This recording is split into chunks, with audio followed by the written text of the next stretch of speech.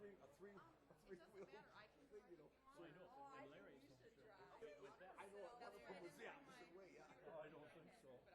I think I have enough time to do what I'm supposed to do now.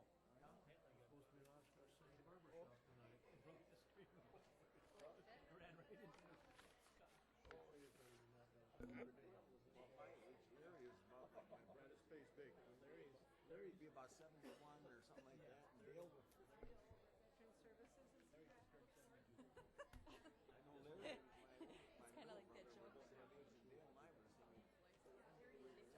They weren't real busy, so then Dale had 2 seats. So we went down the road to Marl Lake and went swimming down there, which was about, I don't know, a mile down the road. It's a good mile. Yeah. Yeah, that's where I grew up. Ready to rock and roll. So Bill, Like what you're doing? I'm learning a lot. Are you?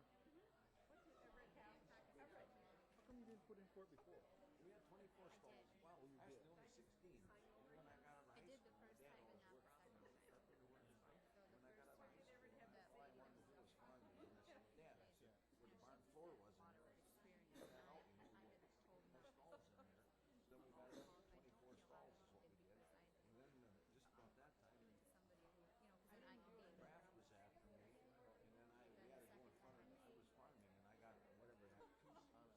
Great. Oh, we got one going. Okay, there we go. There we go. I didn't have to go to Vietnam and risk my life, you know. She wasn't afraid to stand up. We'd have to do it Peterson more than once.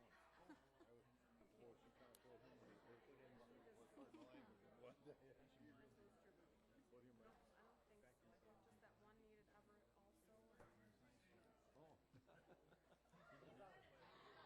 Oh. Pressure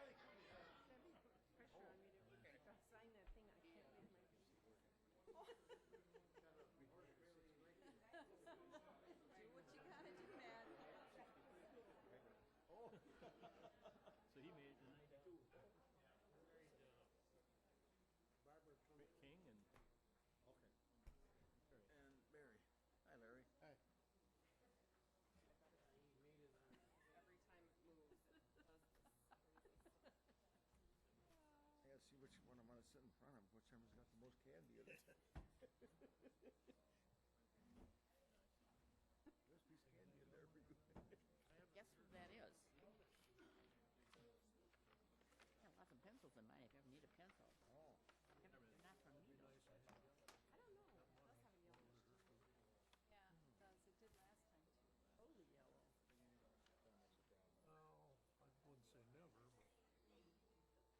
Next night vision. Okay, there you go. Not quite.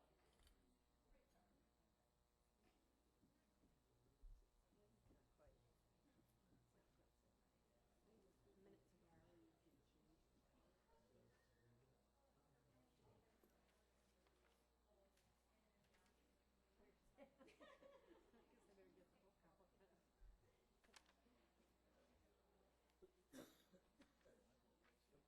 guess I better get the book out. How are you doing? Hi, Pat. How are you? go there. It makes total sense. And that's what that pitch thing. I didn't realize we had so many departments. There's 30 departments in here. Oh. 30 of them. Go through tonight. Oh no, so you're gonna throw those at me? Just hanging out.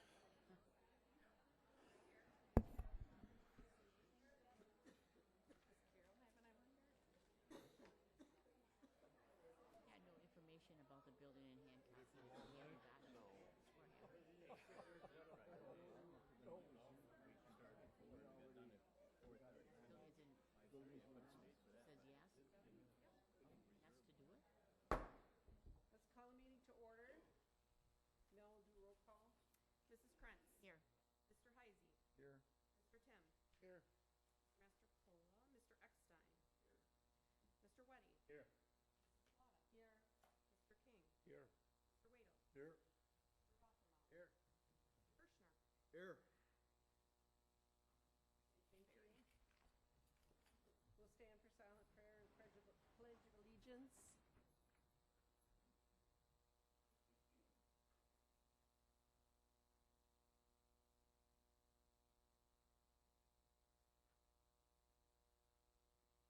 Pledge allegiance to the flag of the United States of America and to the republic for which it stands, one nation, under God, indivisible, with liberty and justice for all. All right, I would like a motion to approve the agenda. I so move. Motion by Weddy, I'll second it.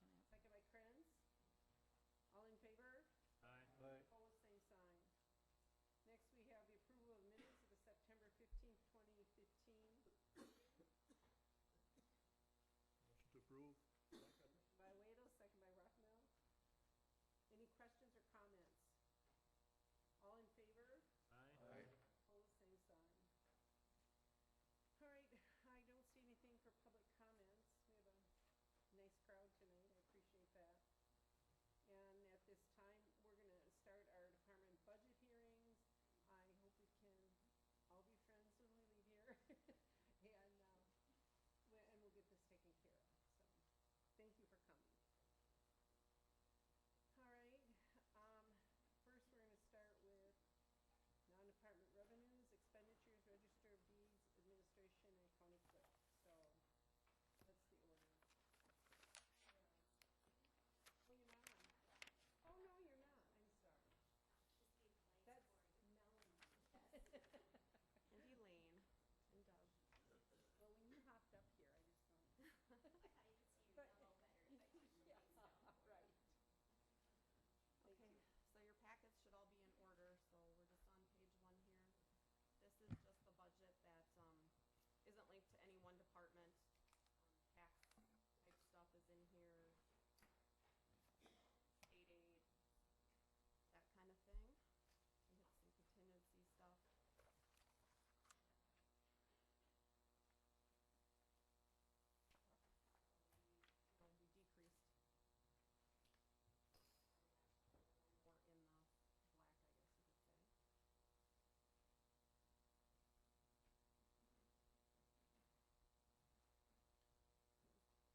Elaine, do you feel like you have sufficient funds for your tax deed expense? I believe so. The only thing that, the publication is the main expense on the tax deed.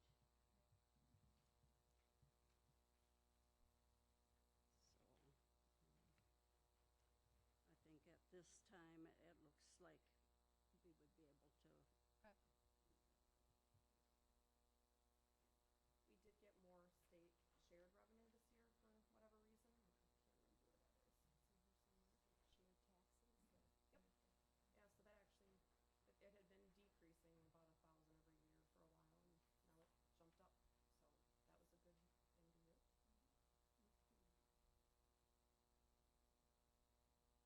All right, are there any questions?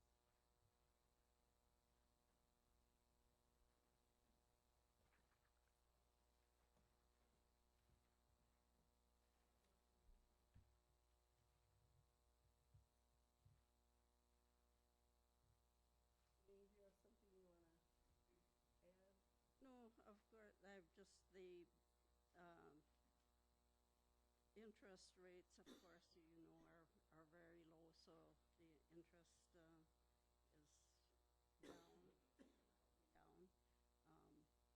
The sales tax, it looks like it's going to increase, so we're looking for better there.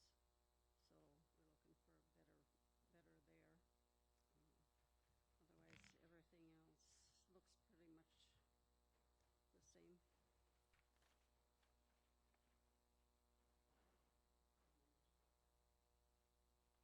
Really, the delinquent taxes are down, but we're hoping to raise that amount for the interest and penalties. We do have a large number of outstanding taxes, and when those interest and penalties come in, that will raise that considerably. Any questions?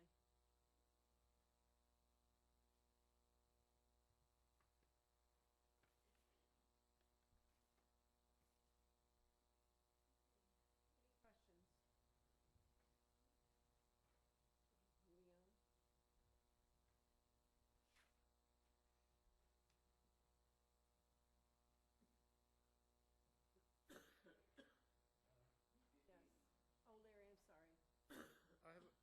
question is, how did the requested get changed to proposed?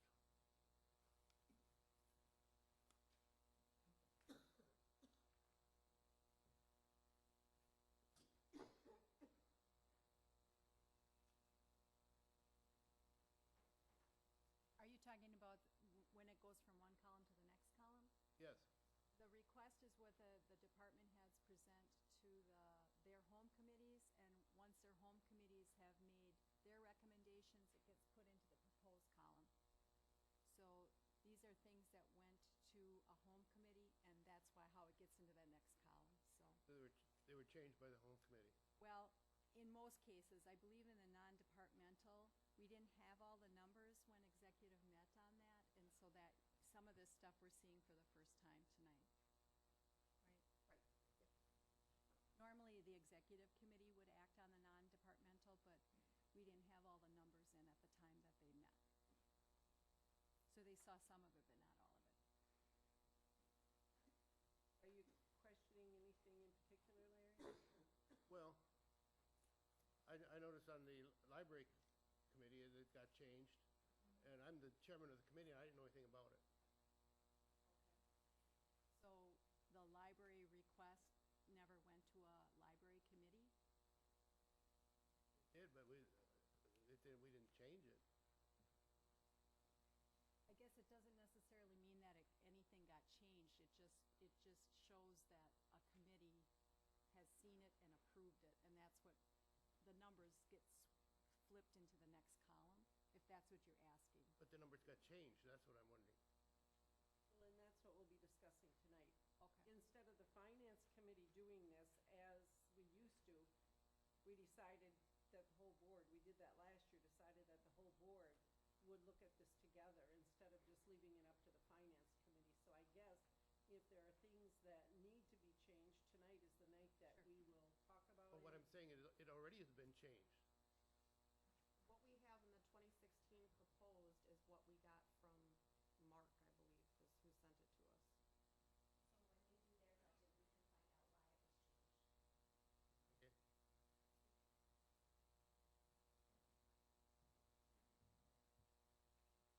Okay.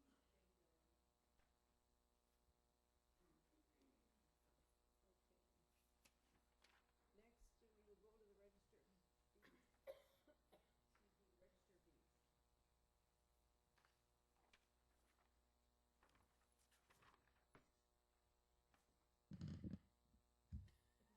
me, register deeds. Okay, Heather, you're on. I don't know, pretty straightforward. I'm not predicting any major real estate increases or refinances in 2016, so revenues are pretty close to what they were last year.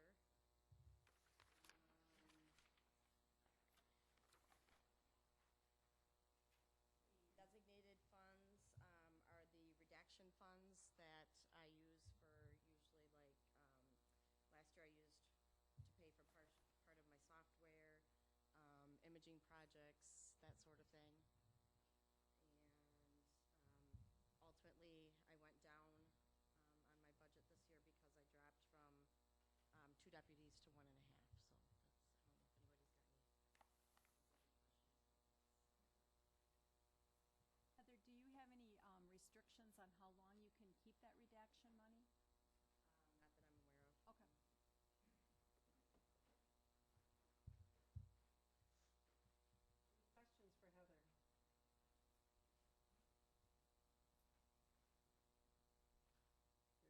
Very good, thank you. Administration. Hello, everybody. Hi. One of the major changes in the administration budget is I reallocated some of my salary resources. I actually need more help in the GIS and property lister area, so if you notice, my salaries went down somewhat, and that's why, because I'm just reallocating some of that time and resource to different areas that I also supervise. Not a lot of changes in other areas. I've applied some fund balances, so the fund balance applied directly correlates to the expense of that program. we're still working on strategic planning, and so, you know, I'm thinking at some time during 2016 that will wrap up. If you look at the very bottom of the page on designated funds, the EE contingency fund, that $1.47 million, that is money that was set aside based on the amount of sick leave that was in banks and accrual. And so as people are retiring and we have lump sum payments, instead of the department's budgeting for that individually, it gets drawn from that account. I think it started at 1.5 some million, and you know, it's going to go down as people retire. The health reimbursement arrangement, when we first got into a high deductible health plan, we offered a health reimbursement arrangement for all of our employees that took health insurance. We've switched that. Primarily, most of the people have health savings accounts now, but this was the money that was set aside in health reimbursement, and so as employees are drawing from that, that number will also go down. So that's the designated funds that I deal with. Questions for Deb? How did the EE contingency fund develop? Well, the year that we did that, we took the number of employees that had health or sick leave balances and put a value to that. And so that's really, it was just at a point in time what the value of that was. So there was a point in time when we just set it aside? Yes, the county board set that aside. I also have a question on the data processing reimbursement. Went up, changed substantially. Okay. Well, data processing is based on total expenses, and then it gets prorated back based on your expenses that, like our share. So we depreciate all of the equipment, all the data processing equipment, so every department pays for that. It's the Mike's salary, it's the RMM, the assistance with network administration, it's all the software that we use, all the hardware that we use, the switches, the servers. We have a storage network that we mirror in this building, and it mirrors with one in the sheriff's department. I know So what it's it all is, that but why did equipment. it change so much? Why did it change? Just because we're more and more dependent on that, and it's good. The more we use, the higher that number's going to get.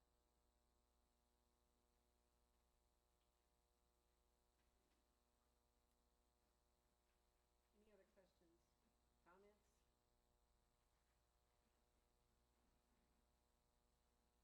thank you, Deb. Okay.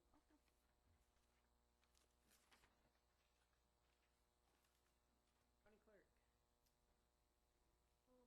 My budget's actually down this year, even though I will have 4 elections. This lucky break is because all 3 of us in our office do not take the county health insurance. We take health insurance through other means. So, that went down significantly. Otherwise, we would have been up probably around $20-some thousand almost because of the 4 elections next year, including a presidential, versus what we have going on this year, which it was 2. So that was a lucky break, and was able to just go down a bit. Other than that, really no major changes. So I was able to decrease it. Questions or comments for Mel?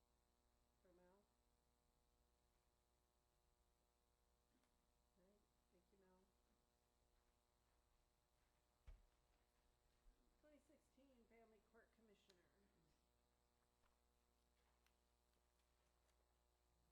There was a slight decrease in that request.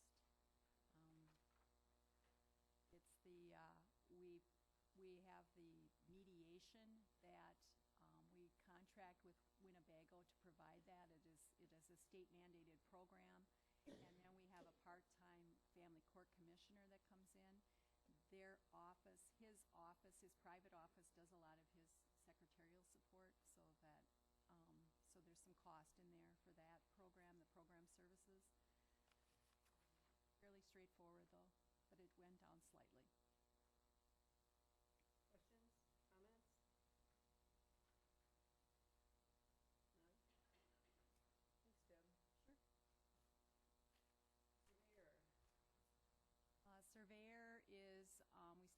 contract with Marquette County for surveyor services. I don't know about you guys, but I am very, very pleased with how that's been working out and hope that will continue long into the future. There's just a slight decrease in that request. Any questions? I have to agree with Deb. I think that's working out very, very well.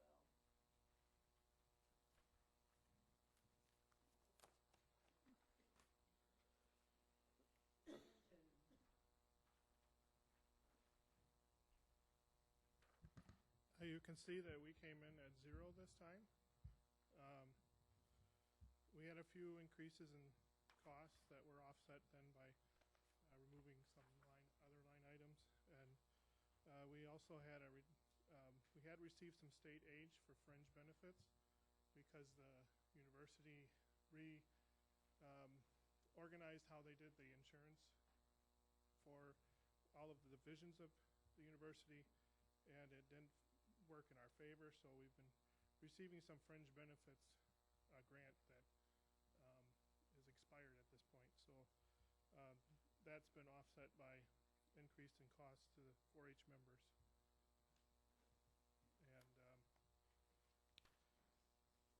And we also had an increase in our salary because we had a similar compensation study to what the county had done, and those increases then were offset by some of the reductions in travel and educational supplies that we have.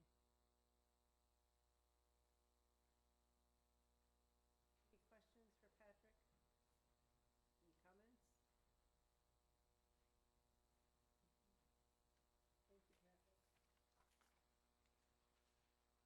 Thank you, Patrick. I'll speak to economic development too. Oh, okay, go ahead. Okay. So economic development is the same as it was last year. Each of the counties contribute the same amount to the Tri-County Economic Development Corporation, and that's Green Lake, Marquette, and then Waushara County, and that amount is the same as it was last year. Tri-County side of it. The Tri-County side of it is revenue that's obtained through the revolving loan fund administration of that loan.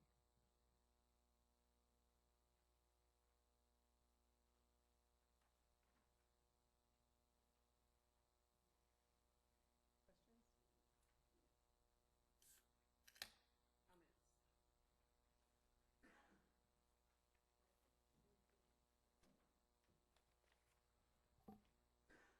Zoning, land, and zoning and land.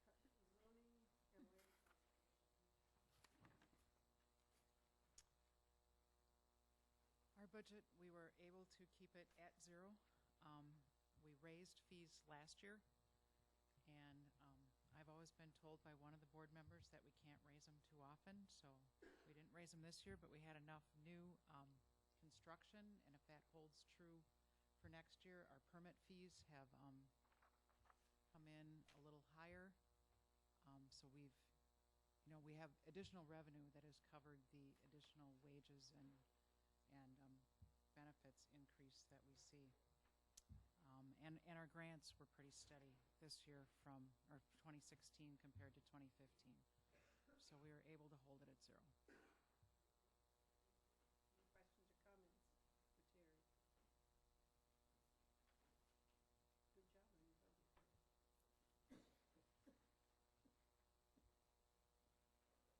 questions or comments for Terry? Good job on your budget, Terry. Buildings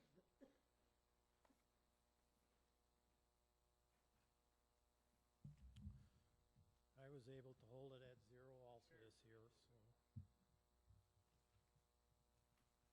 The big projects for me this year is the North Annex garage roof, just estimated at $86,000, and then doing some repairs on the jail shower walls, repainting some of them that are in need.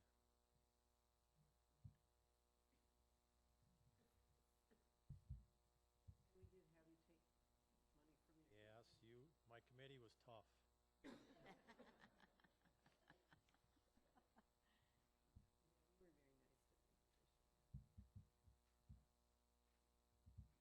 Any questions or comments for Randy? I truly don't know how Randy gets everything done that he has to do, because it seems like more and more requests come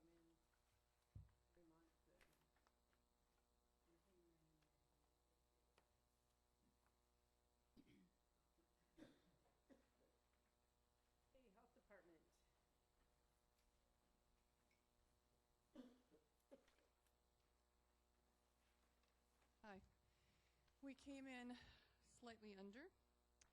Our levy is at 0. We used some of our designated funds for a tri-county consortium. That is not unusual. That is 3 counties together, and that is the money that comes in from the fees. We've increased some of our fees in a couple of areas, most notably in the food. Those fees have been raised. Some of the reasons that we're under a little bit, we've had a couple of long-term employees that have left this year, retired. And as Deb mentioned, we pay those out, so that will affect this present year's budget. But it makes for people that come in at a little lesser rate. And so between that, the fees and a few other things puts us down. And like I said, levy is at 0. So is there any particular questions about anything you see in our budget that you'd like to know? I know you have one position that still isn't filled, but you filled the first one, right?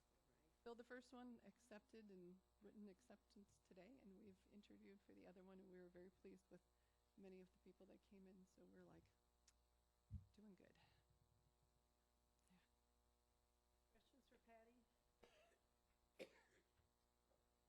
Alrighty. Go. Warner.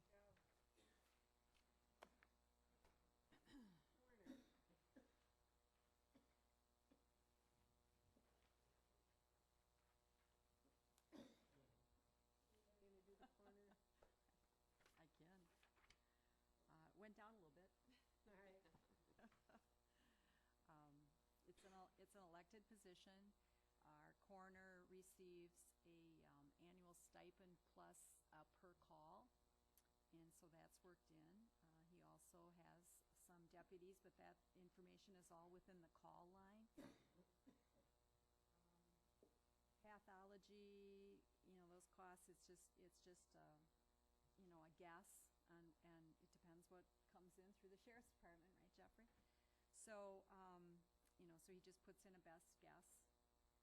And the rest of it's pretty short and sweet. Any questions? Okay. Thank you. Sheriff and the jail.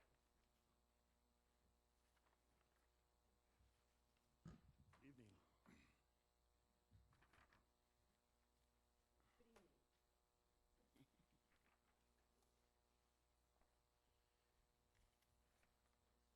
We came in at 0 on the sheriff's department budget.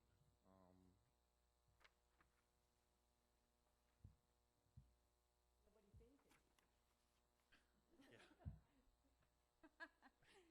Well, this year, and this is my second budget, but this year Kurt Olson dove into this and worked hard with Darlene, and they worked on this budget pretty much all summer. We got a lot of help from Deb, and she was very helpful with explaining some things to Kurt, and we bounced some things back and forth. So I think when we presented our budget to the committee, I think it was sound, and this is where we're at. Like I said, we're at a 0.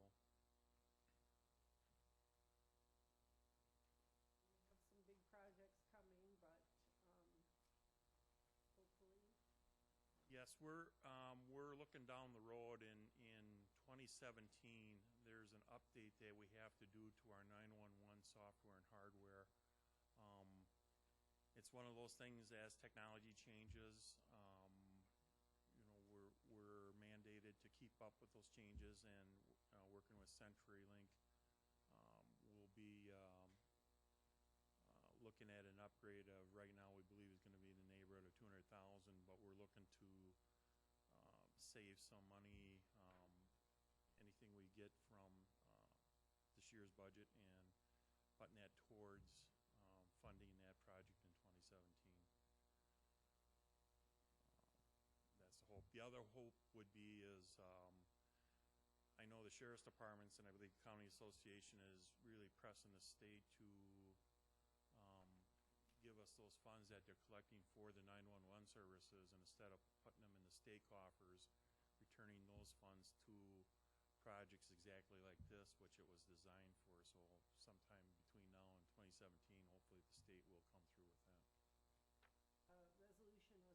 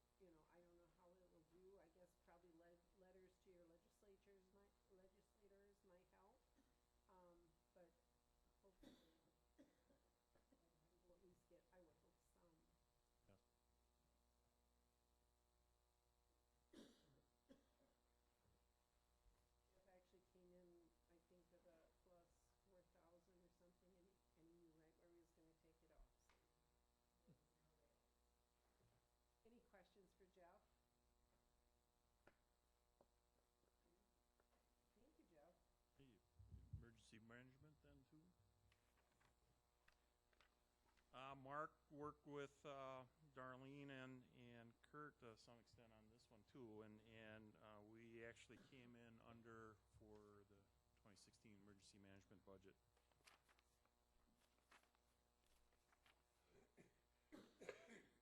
We have in the designated funds, there's the DNR additional tower expenses.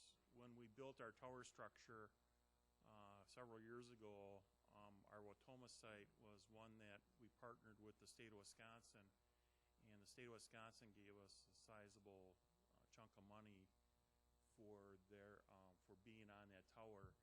We have set aside that money, and we're using that to upgrade and maintain parts of our tower structure. This year, Mark identified several deficiencies that we had to go back and kind of get up to date. And that money, we took some of that money out of this DNR tower fund. And Mark has also set up and is got different components of the tower sites on maintenance contracts, which would prevent long-term out-of-pocket expenses that we dealt with this year. So I think our tower system is in good shape now that we've got a handle on the maintenance contracts and the maintenance oversight on those towers. Mark, it seemed like every time you went out to a tower, you found something different, and we had no idea. It's a good thing he was out there checking on all that. So that has taken a lot of his time, but we're in much better shape than we were a year ago. I think he was telling me where that pole came. The people that came back out, one of the supervisors said, "What's that pole doing there?" And he said, "Oh," because they're the ones that put it there. Yeah. So, it's really good to have Mark out there. He knows what he's doing. He knows what he's looking for. So we're very lucky that he's out there doing that. So, any questions? We just have one tower, or do we have more towers? How many towers do you have? We have 6 tower sites, 7 if you include the tower at our office. The tower from our office goes to the tower north of town here, north of Watoma, and then from there it goes out to 5 other towers around the county.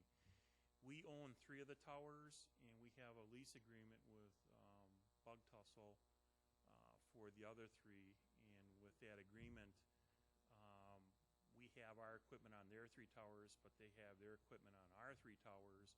So it's a yearly wash as far as there's no rental fee, there's no contract fees for rental space, which is unique because a lot of other counties are either paying for rental space on towers or they're buying their own towers outright in that. So depends on which county you talk to. It's kind of all over the board as far as how they have their tower structure set up and how they're paying for them. Every once in a while, one of the Bug Tussle towers is sold, and we come begging to Ruth to help us deal with the new company that they understand that we're not paying rent on them, even though they try to send us a bill a couple of times. But Ruth has been able to work with us and to get those. Thank you, Ruth. Yeah. And we're the ones that have access to the towers, so we can follow up on Ruth's threat. So. Any questions? Thank you very much. Okay. Thank you. Department of Aging Services.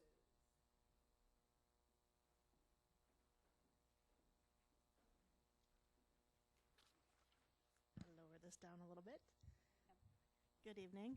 So the good news for the Department of Aging is that we also came in at 0. In fact, $87 less than county levy from last year.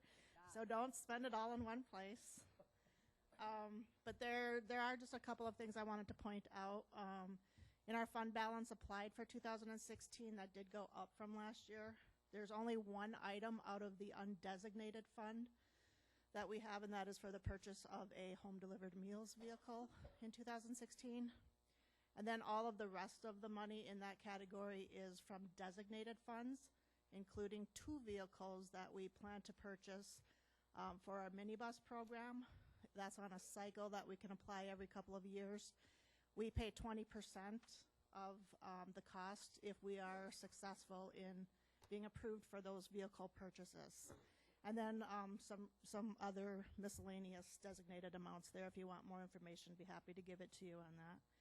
And then otherwise, the primary adjustments or changes, when you work with grants, there's always a little bit of staff allocation adjustments that go on from year to year.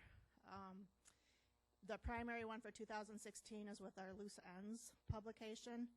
I took Carol Klabundi out of that allocation so that I could take her time, and I'm allowed to 100% time report for any Medicaid activity, and then we get a federal drawdown for that. So we took in an additional $5,500, or I'm budgeting that we will take in an additional $5,500 for that, which then offsets the increase that I put in for another staff person to take up some of her time that otherwise she spent with the loose ends. So that's the primary change there. There is one line item that I increased somewhat significantly in the minibus program, and that's the minibus contract services line item. We've been out of line with that one for a little bit of time, and so I was finally able to work that into the budget to be more realistic with what our expenses actually are on a year-to-year basis, and some increases that we pay to the drivers through that contract service as well. And then in the family caregiver program, I did allocate an additional 3 hours per week for support in the caregiver program. And then that would be offset by taking it out of other grant programs that that staff person would otherwise have spent time in. So, any questions? No? Not bad enough to have to do your budget the first time, but Debbie just about had hers finished and her computer crashed. It literally crashed on me, yes. Budget was a little hard this year. It was a very stressful period of time, yes. We appreciate your work. Thank you. Questions for Debbie? Great program, Deb. Thank you. Highway.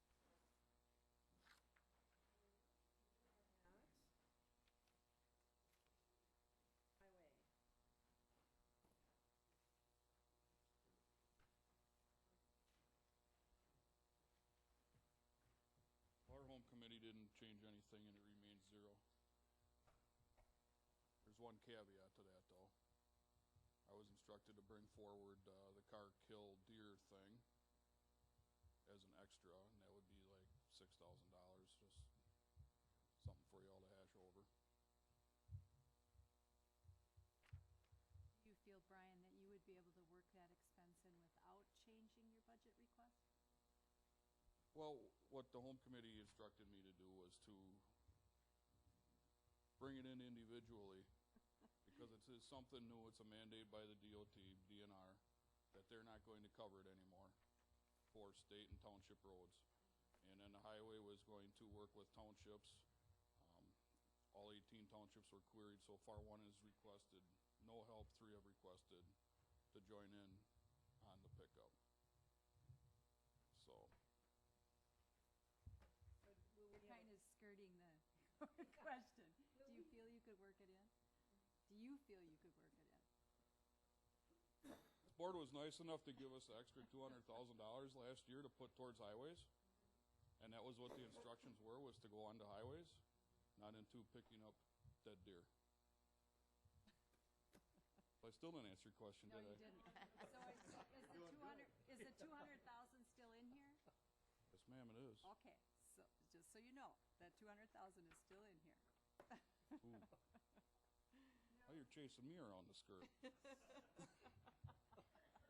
If we had to swallow it, we would, but the reason that we brought it forward is because it is something above and beyond what we normally have covered. And I believe that is what our home committee had talked about and discussed when we discussed the budget. Now, if we do this, if we do the deer pickup for the other townships, will we bill them? Will they just pay towards, like flat fee? Yeah, what we were going to do is, once we figured out, got together with the contractor who's going to do the pickup for the state, we would just contract with them, and then based on either number of townships or number of animals picked up historically is how we would divide out the bill for the townships. And that would change from year to year depending on what was picked up. Obviously, you get there's some townships that you're not going to have as many in.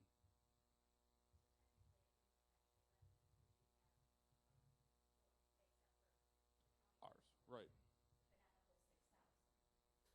Close to 5 would affect our levy. And the state will pay you for the ones that are on the state roads, right? The state still is maintaining their own contract for their state and interstate highways. We are responsible for our county roads, and then just to be courteous to the townships, we would assist them with theirs. Any other questions? Go ahead, Everett.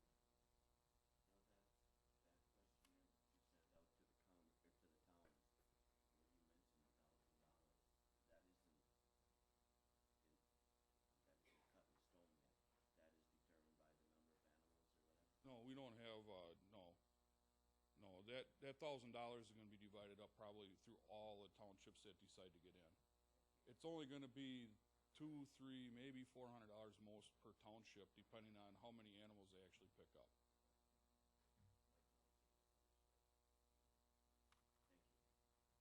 But if Spring Water wanted to pay for everybody, would you do that? As long as you misunderstood. So would you be picking up all deer or just some of them, or what? Well, we would actually be contracting it out to the same person that picks up currently, or to another contractor that would be interested in doing it. We ourselves would not be doing it. All we're doing is adjudicating the contract and then assisting the townships in getting theirs picked up. My question was, would you be picking up all dead deer that you're aware of, or No. some of them just dragged into the woods, or what? The contractors are still allowed to do abandonment as long as they're more than 2/10 of a mile away from a house, so they can drag it to the edge of the right of way.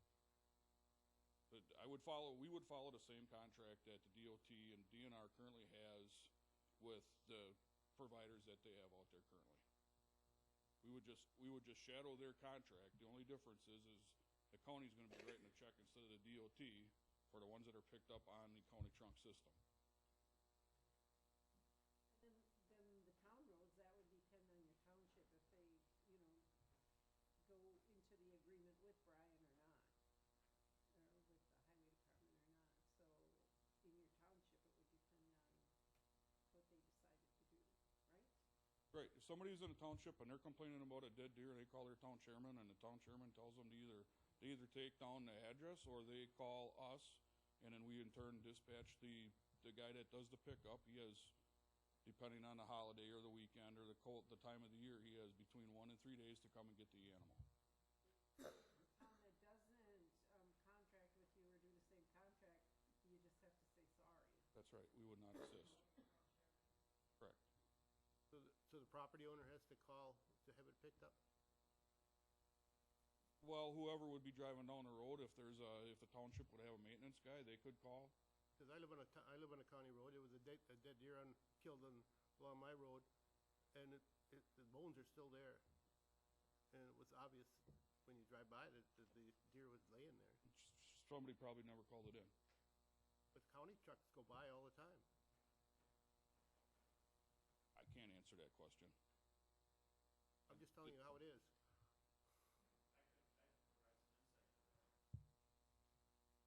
The way, right now, with this state contractor that picks up the deer with all the roads, including the state roads, he calls our office. We have a list that we keep either from the deputies that take the car deer crashes or the highway department, or if the citizens call in. If you call in and say there's a dead deer in front of my house, and we get that call, we put all that information on a list, and then the deer contractor calls our office to get that list.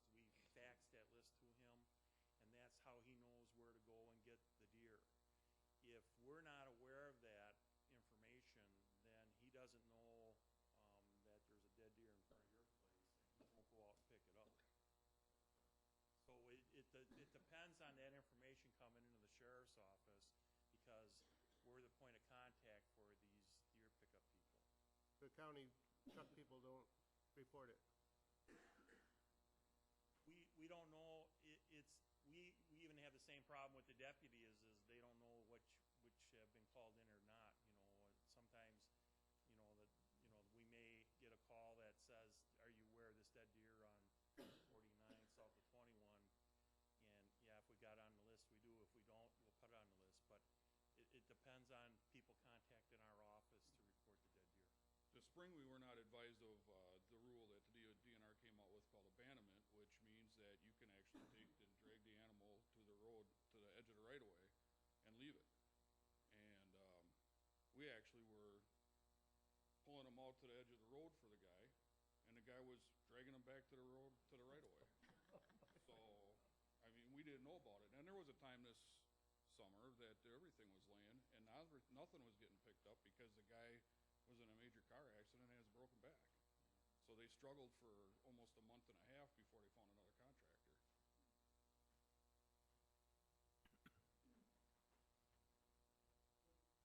Do you have any more questions? I just have a comment. I think if, people in the townships want their deer picked up, just talk to your town chairman then. Just tell him that if you want to tax them.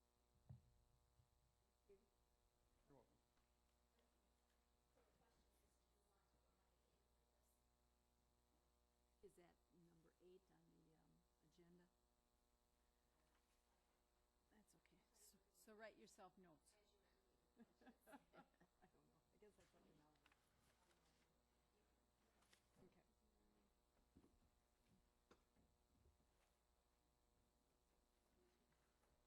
Human Services. I have a number of handouts for you. I was asked to bring some more detailed information.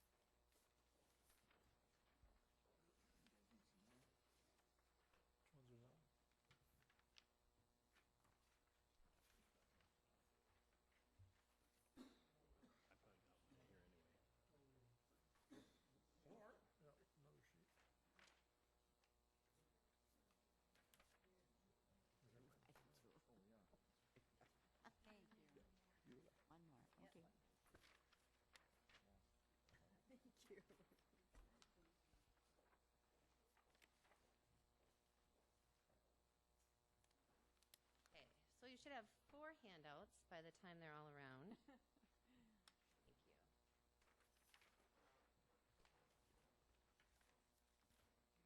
I get one of these. And I think we'll start with the one that says County Board Presentation September 29th with all the numbers and the columns. So one of the things I was asked to try to put together for you tonight is a list of all the programs that Human Services provides, and then what the expense of that program is, how much revenue does the department bring for that program, and then what are the tax levy implications. So this is basically trying to simplify the big 26-page budget that you received. So if we start on the list, I'll just try to briefly summarize these, and then you can have the opportunity to ask any questions you might have. First of all, Adult Protection Services, Elder Abuse Services, that is a grant in, grant out. That number is the cost of the actual services, whether that be contracted or extra. Some of that can go to our own staff costs, but that's not obviously enough to cover that. So any amounts over this is designated in crisis down below, and so we'll get there in a minute. But yes, that is a required program that we have to provide. for vulnerable adults and for elders that may be abused or neglected or sexually assaulted. And that includes self-neglect as well. Next, the Birth to 3 program. That is a specific program for children age 0 to 3 that have a disability. There is a functional screen in order for them to be eligible for that program. That is a required service. We have a county, our MOE, that's maintenance of effort, which is required for our county, is $78,360 per year. So you can see we're just a few dollars over that as of right now is the budget for 16. The next one, prevention and education. This actually, for those of you who know Jan Novak, this represents her position. In addition to some Safe and Stable Families is a prevention program from the state that we can provide some contracted services or other items for families in need. That's just $38,000 for that. I was also told by Sue Szymanski, our alcohol and drug abuse supervisor, that some of the AOTA, the substance abuse services that we received down below, that $1.4 million, about $20,000 of that is earmarked for prevention. So that $51,000 of tax levy isn't exact. It's mixed in with our alcohol and drug prevention or alcohol and drug services block grant. And again, that, of course, prevention, we want to do prevention. Hopefully that will prevent the higher costs, and we do bring some revenue into Waushara County for that program. Child Protective Services, of course, is required. Often those are court-ordered. We do try to work with families voluntarily to prevent court. That's a win-win. Usually we can engage them maybe before it gets so bad that we have to go to the court system. And also that, of course, would be a lower cost than if we do have to go to the court and get ordered to provide certain services or placements outside of the home. And then that is, you can see the tax levy implication for 16 on that program. Children's long-term support and family support services, again, these are for children with disabilities. And yes, we are required to provide children with special needs services to meet that need. If they qualify, again, there's a screen that has to be passed, if you will, in order for them to be eligible for those services. Again, that's a grant in, grant out. However, it doesn't meet necessarily all the staff and admin support that's needed, but we'll get to that a little bit later. Next is our clinical clinical, which is substance abuse services and mental health services, therapists, IODA counselors, and services that are tied to that. That is required. We are required by law to provide services to citizens with medical assistance or with no insurance that have those needs. Community Response Program is a child welfare, again, more of a prevention thing. There's no county dollars in that. That's through grant through Green Lake County with the Children's Trust Fund. And they are the fiscal on that. And so there's no funds that run through Waushara County for that program, but we do benefit from that program. Community Support Program is, this is the case management and services for adults with severe and persistent mental illness. In order to be eligible for this program, they also have to have numerous hospitalizations. It's not required. However, we do have to serve those citizens. These are the folks that you're going to be dealing with one way or the other. They often have court orders. And then again, we can hopefully prevent those higher cost services and placements, and we can recoup some of our money. We get $150,000 as opposed to nothing if we didn't have this program. Comprehensive Community Services is for children and adults with mental illness or substance abuse issues. It's similar to CSP. Sometimes you'll hear it referred to as CSP Light, but that's really not accurate because CSP does not treat people with substance abuse disorders, whereas CCS will. And also CSP is only for adults. CCS is for youth too, that we do have quite a few youth in this program. That is, at this time, 100% reimbursable. Hopefully that'll stay. We know that's safe through 2017. And again, even though that's not required, these are folks that the county is going to have to likely deal with in some manner. They're either at very high risk or they do currently have court orders, especially our youth in this program. So it is a way for us to recoup some of the costs, a lot of the costs that we do in treating and providing services to those individuals. Coordinated service teams. I see Jim's in here. He probably knows more about CST than I do. But that program's been long-standing. It is also a program for children with certain disabilities or needs. Works specifically with the school district often. That we pretty much cover our costs. It is not mandated. But again, a lot of those children do have court orders, and it helps prevent some of those higher costs and placement that we might otherwise have to do. Crisis mental health and substance abuse services, yes, crisis is mandated. We have to have someone respond at 4 in the morning if the sheriff's department gives us a call and says someone's having a mental health or substance abuse crisis. We have 4 staff that provide 24/7, 365 days a year of that service. These 4 staff are also the ones that provide the elder abuse, the adult protection and elder abuse services as well. And they also do, we have some court-ordered reviews for some folks that are in protective placements or have guardianship cases. And they do, these 4 take on the highest need of those cases. So there's about 15 that those 4 cover, as well as APS and crisis. Next, we have economic support services. Yes, that is mandated.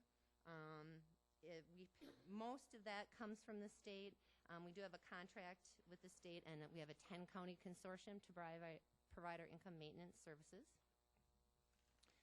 On the back of your page, we go into kinship care. This is when a child is placed with a relative or like kin, someone that they've had a previous relationship with.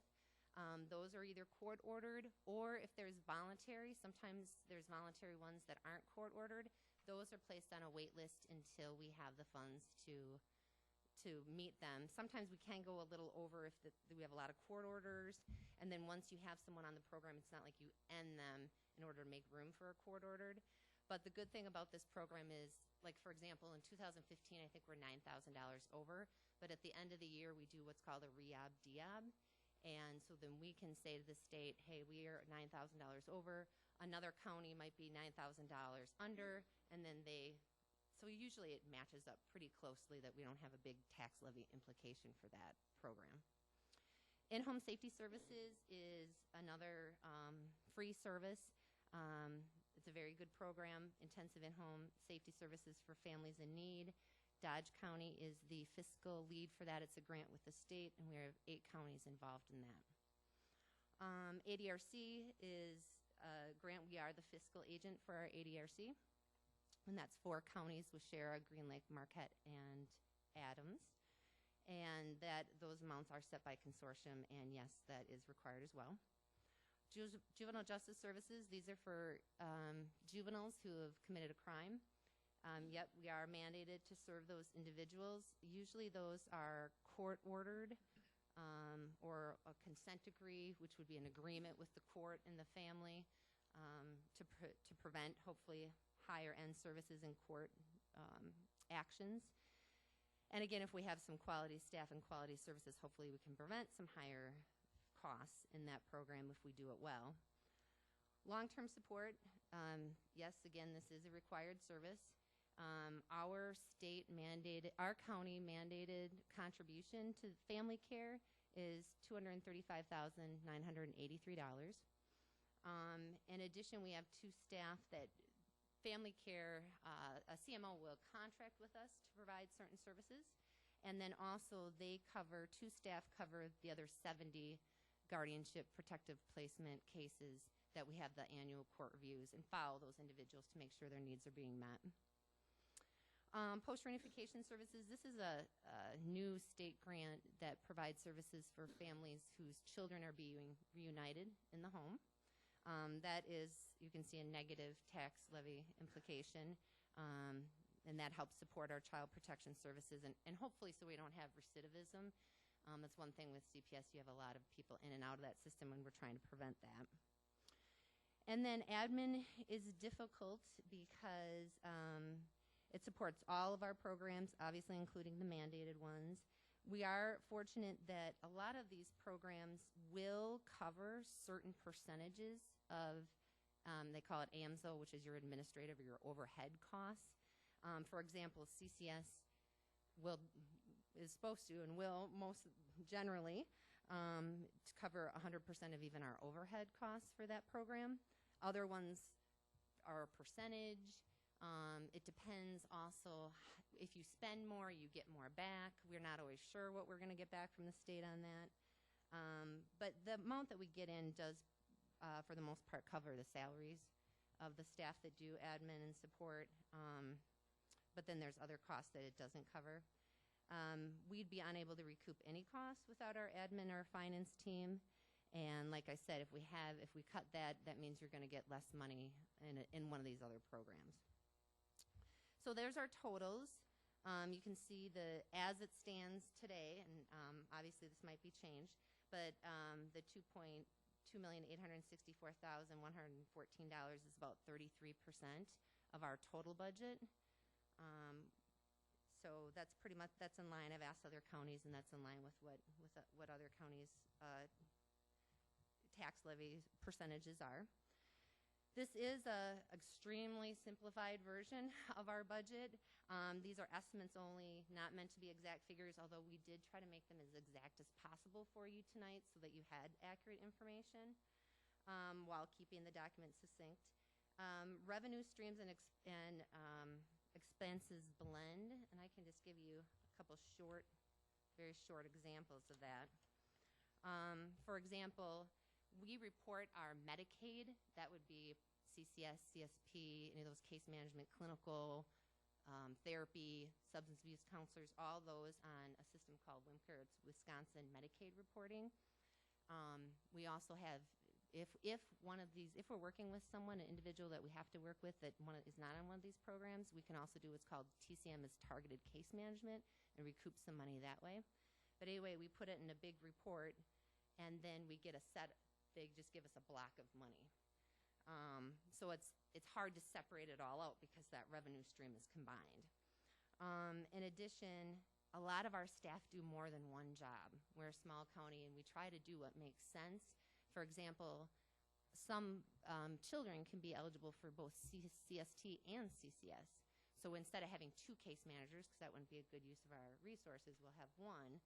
And then so our CST worker also does CCS and also does TCM. Shelley Reitz, some of you know, she's our Access worker. So she brings in all the Child Protection Services referrals, all the juvenile justice ones, and she's our kinship coordinator. So a lot of our staff do multiple roles, and makes it hard to divvy out, okay, this is, they're this percentage this and this percentage that and this percentage that when you're talking about one person.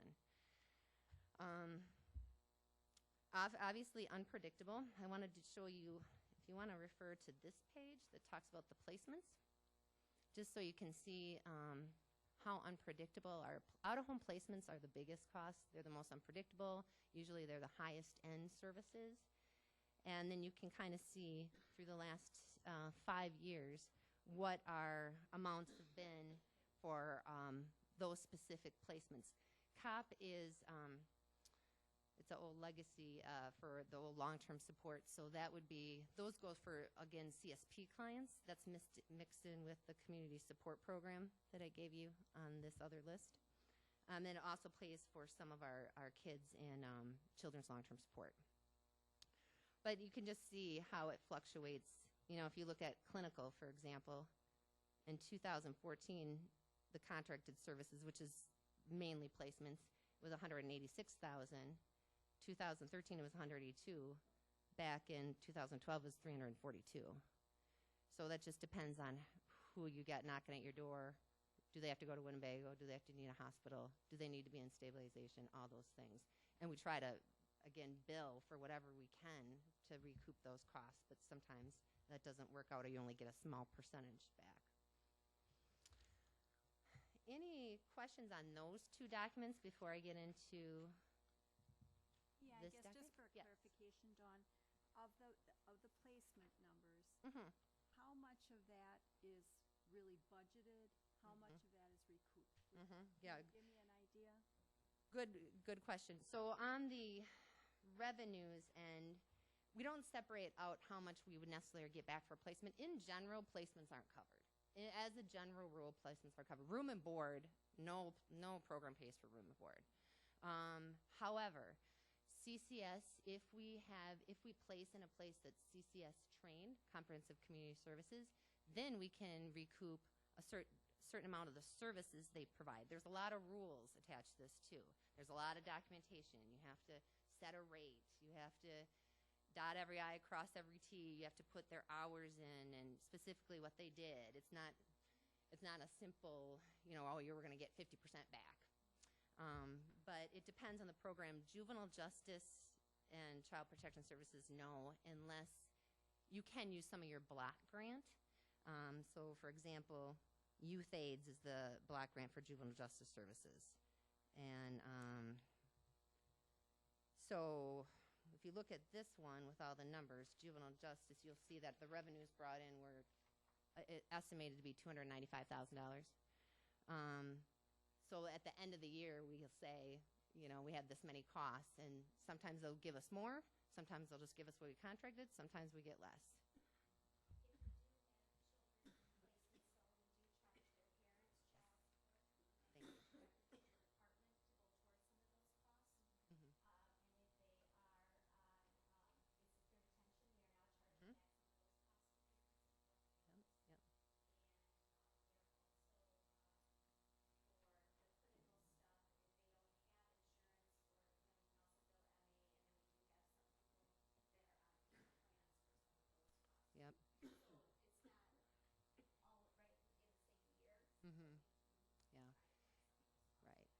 And some are better at paying their child support than others.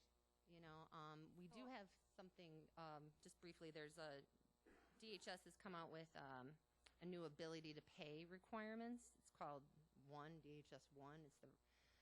And that one is, they're now saying if they need a service, say we place someone in inpatient treatment for, say, a substance abuse issue, and they don't have any jobs, and the state says no, they have zero ability to pay, we won't be able to put them on a payment plan any longer. We're waiting for a final rule on that, but that's probably going to happen. Of the 1.2 million in 2014, how much of that was actually budgeted? Would you guess? I'm sorry, Deb, I don't know, because we'd have to go through the old budget to see. It wasn't that the 1.25 had to come out of your designated fund. You had right. money budgeted. We did have some in 2014. We had planned, we had budgeted after input from the county board. I believe we had budgeted 300 and some to come out of our designated funds, and we went over that by 200 and some thousand. And that was mainly because of placements. Okay, so then if there's no other questions on that for right now, okay, I can go on to this just brief synopsis. So what happened is I brought our draft budget to our DHS Board of Directors meeting on August 25th. We talked a long time about that meeting and on our September meeting about our budget. One thing I want to point out is that the increase was actually $112,000 because in 2015 we'd been instructed to go against our designated fund of $159,000. So if you add those up, it's the $271. And if you look at this long placement, I can show you what that amount is. So the top part talks about, now again, this is just a synopsis of what you're probably the most interested in. We're planning on in 2016 to bring in $58,000 more, and you could see above how we got to that number. Actually, a little later in my presentation, I'll talk about we might be able to raise that a little bit further. I don't want to overcommit, but I think that Michelle and I painstakingly went through the budget several times to see if there's any way we could increase revenues, and I think we might be able to do that. But that's where it did the first draft. Expenses, you'll see that $170,000, And I'm going to get to that in a minute of what that constitutes.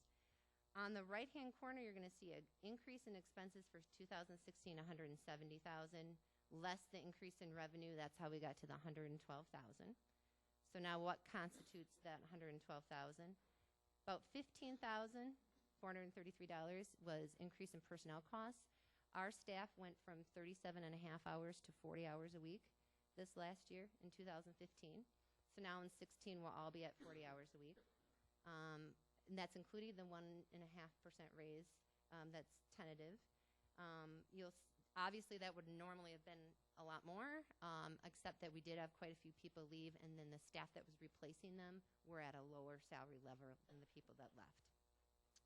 And then about 98,000 or so it's about 96,000 more if you go, or minus that 15,000. So what is that 96?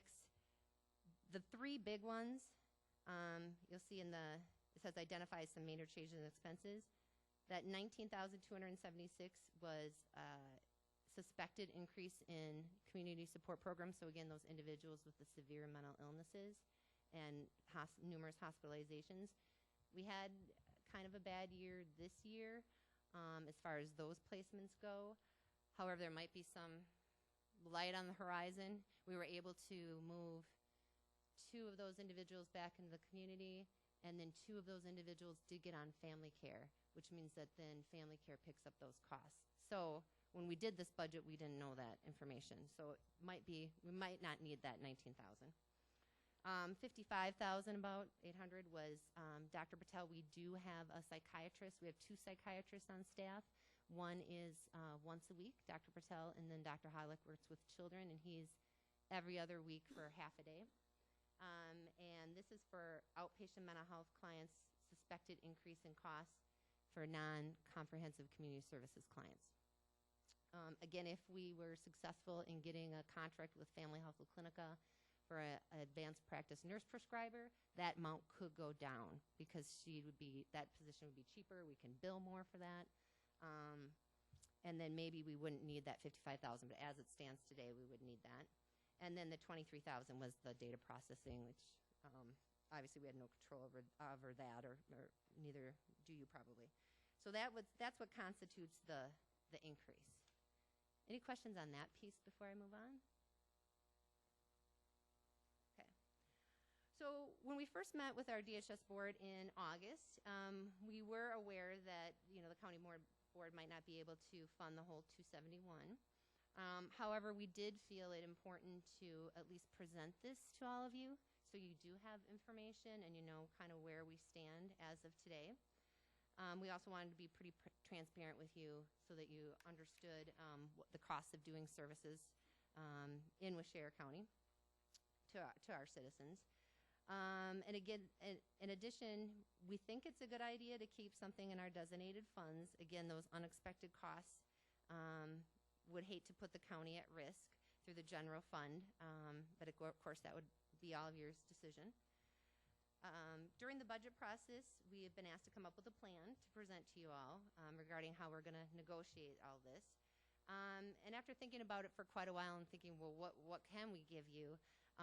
Really, I guess the best we can do is give you a lot of information, give you options, give you some advice, and really work with you to make the best possible decisions for our constituents. So to that end, we came up with some options. So the first one would be, great if we had money. We'd love for you to meet our request if that was possible. If not, the second one, which we came up with at our board meeting on September 24th, was that we split the amount in half, allowing half to come out of our designated funds and half increase in tax levy. And just as a side note, our board thought it was really important to share with you just an example. One example is we had a case recently, long-term child that's been involved with our services, has to go to residential placement. Residential placement for her costs between $120,000 and $180,000 a year. We did, with Ruth's help, try to take that to the court because now we don't have any parent residing in Waushara County. One resides in Adams, one resides in Green Lakes. The child is placed in Dane County currently. However, the judge said, nope, that's Waushara County's responsibility. So our board thought that, you know, that would be, so that's just one case that can really obviously ruin a budget. So the idea might be to split that. Third option is to allow us to budget the full $271,519 against our designated funds in hopes that we can reduce expenses and increase revenues in 16 and future years. I do think that there's some things we can do. We're talking about, we have a new clinical supervisor, Dr. Morgan Jones, who comes from pseudo-private world, and I think it's going to really help us to make sure we're recouping all we can in the community support program specifically. Clinical also, we're hoping that once we get every therapist, every counselor has to be certified or credentialed with an insurance company before we can bill. So we've been going through that process. So hopefully in 16 we'll have more people credentialed. Hopefully we can recoup more costs, which will go back to our admin costs, so we can support some of that. So that's something we're working on. And then also we want to try to use our programs to the best of our ability to maximize resources. So for example, if a client stabilizes that has a severe mental illness, can we move them to the CCS program after they stabilize so we can recoup 100% of our costs versus a smaller percentage? So those are some things we're working on, so that hopefully we'll be able to come back with a better picture next year. Option 4, increase the budget revenues to CCS is what I was just discussing. Decrease to community support program.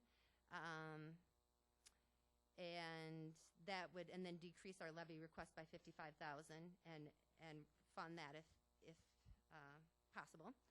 Number 5 is the same, except that instead of increase in tax levy, just letting us take it against our reserves. Otherwise, I guess the only other option we really came up with is that the department heads get together, maybe with chair or whoever, to really talk about ways we as a whole, as a county, can really work together to decrease our expenses and increase revenues altogether. So that's what I have. There's a question. Yes. What is your designated fund balance now? It is on the last page of 26 of this budget, $983,396.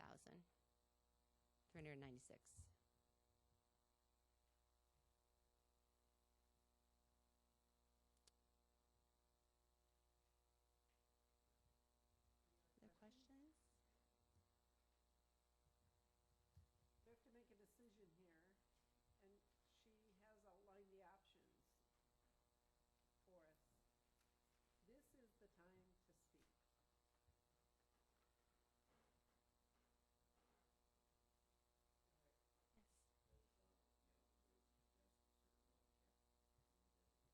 Yep. My understanding from talking to Glenn, who was here before me, he had heard 800,000. No, Deb and I talked about around $1 million. I've heard 25% of our total budget, which would be like over $2 million. So I don't think that would probably be feasible. So I've heard different numbers, but I've heard between 800,000 and 25% of our total budget. I guess one of the things you have to remember is our policy is based on the general fund, not necessarily human services designated fund. So the general fund, that policy is 15 to 20%.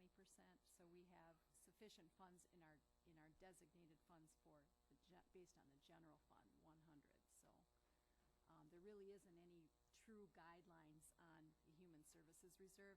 You don't have to have a human services reserve. Ultimately, it falls on the county.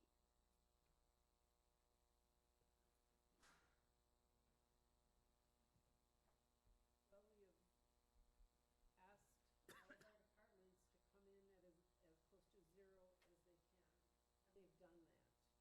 I don't think it's fair to increase this budget when we haven't done that for anyone else. I guess the one thing I want to add is last year you kicked the can down the road. You applied some of their funds, and this is what happens. It gets exponentially a bigger problem. So instead of having to draw 100,000, now you're having to draw 200,000. So if you kick the can down the road again, the problem's just going to get worse and worse. So, I mean, you really have to decide, what you want. Do you want them to budget and put it on the levy, or are you just going to kick the can down the road? And at some point, probably after I leave, you're going to have to deal with this problem. It isn't going to go away. You either have to budget a little bit more and give them a little bit more, or you're going to have to start making them cut.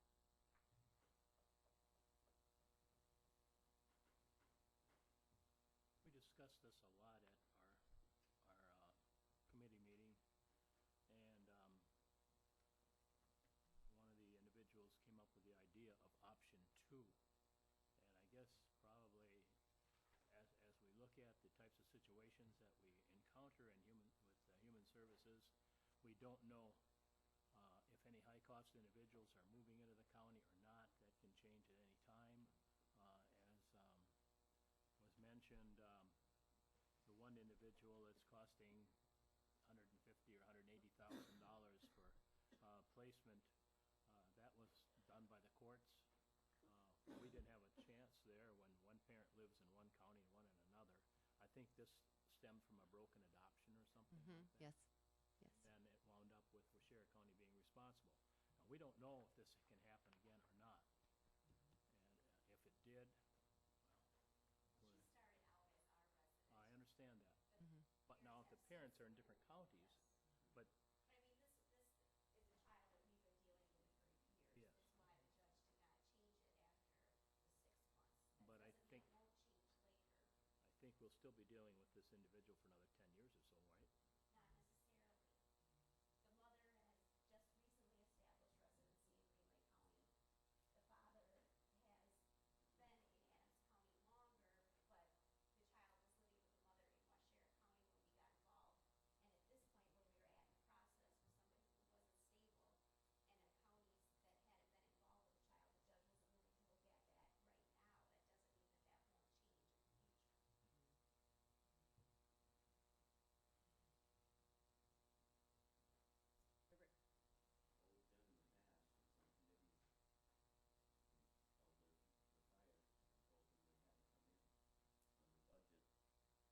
What we've done in the past is some committees held the fire and told them they had to come in on the budget. And they said, well, we might be coming back to you if something happens. And sometimes they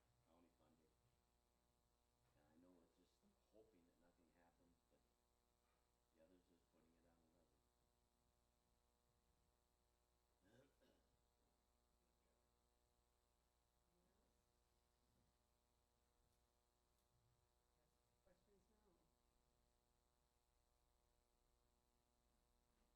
I think it comes down to the point that, what's been told, is sometimes to meet these budgets, you have to cut services. Is there stuff in here that, I mean, I hate to see some of this cut, but is that what we're gonna have to do to get this down? I'm asking you, Dawn, is there anything that can be cut out? I mean, I do think that my predecessors did a very good job of trimming the fat, if you will. I do think they did. I know that when I first started here, we did have more positions that we did not replace. We had more managers that we didn't replace. So I think it'd be difficult, and I would really want, again, if that was being asked of me, saying, okay, human services, you have to cut something, I would probably want a bigger conversation and maybe some more guidance as to, okay, what of these programs do you feel is expendable? And then have our staff respond, well, this is what it gets you, because this is a synopsis of what we have. I do think like I said, I'm really hopeful, and I think we can do more with community support program. I think we can do more with CCS. That just became 100% fundable as September 1st of 14. So we haven't even seen a whole year yet. I mean, we're just coming up on that now. And I don't think we've fully utilized that. So we're definitely going to be working on all that, on those issues. That's the best I could tell you right now. Big chunk of change, I'll tell you that.